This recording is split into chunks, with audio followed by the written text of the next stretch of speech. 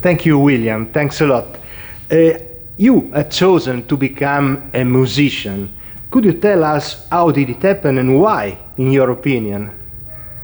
Well, when I was a child, like 5 years old, my father would come home from work and he'd play records. And one record he particularly played was Duke Ellington Live at Newport, 1957. And he would play Diminuendo and Crescendo in blue. And we'd listen to, my brother and I would listen to Paul Gonsalves's 26 or 32 choruses and just play that and dance to it. And then on Saturdays, every day was music listening day. And we'd listen to Ellington and Count Basie and Ben Webster and Coleman Hawkins. And it was my father's dream for us to be musicians. And so he brought me home a trumpet, and I began playing the trumpet. And then I began playing the trombone, and then the cello, and then I went to the bass. But I really didn't understand this until I was like 16, 17. Then I began to get serious about music when I actually heard, listening to a lot more to John Coltrane and Albert Ayler's records. I found out that the reason for playing music was to heal people. And I said, that's the reason for music, so I want to be a musician because I think I could do that.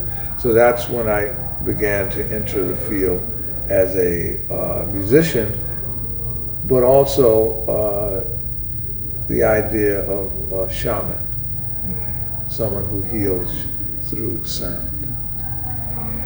Your first musical steps came up in a period in a scene that was quite alive and creative. Can you make any comparison to the current musical scene? Well, the scene I came up in the 70s, we didn't have computers, we didn't have internet. So it was a little bit closer to the soil. The progenitors or originators of the music were still alive. You could go to a house or room and Louis Armstrong could walk into the room and Archie Shepp, Cecil Taylor, Ben Webster, Coleman Hawkins, and they could all be in the same room, the whole generation, the history of the music. And there was energy in the air, there was the civil rights movement had just ended, so people were heavy into politics, and the music that we played or interested in playing was sort of like a backdrop to the civil rights movement, the music and poetry of Amiri Baraka, Milford Graves, and Bill Dixon, Ornette Coleman. So now all of these people are not here. A lot of people are gone. You have an age of a new generation who, using cell phones and computers and internet. So it's a different generation that now I would say we moved a little bit away from the soil and from the earth. And being engaged in the research of a personal freedom of expression, do you think it's also possible to teach it, suggesting practices, experiences, disciplines?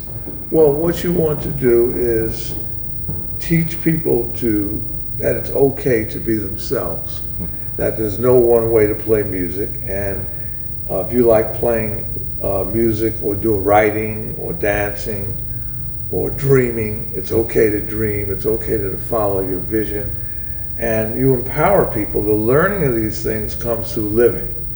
And so if you're just given the okay to be yourself and to follow your dream and follow your vision, that can be taught. But it's not so much teaching as it is, again, just making people be aware that they're okay.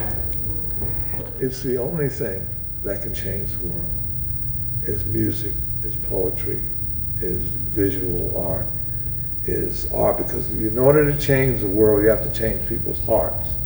and then the heart. The mind is everyone's thinking all the time, but you shut the mind off and open up the heart, and that's how people change. It's something that you have to, change from inside, not from up here. And at the end, who owns the music? Well, the music has a life of its own. Nobody owns it. Thank you, William. Thank you very much.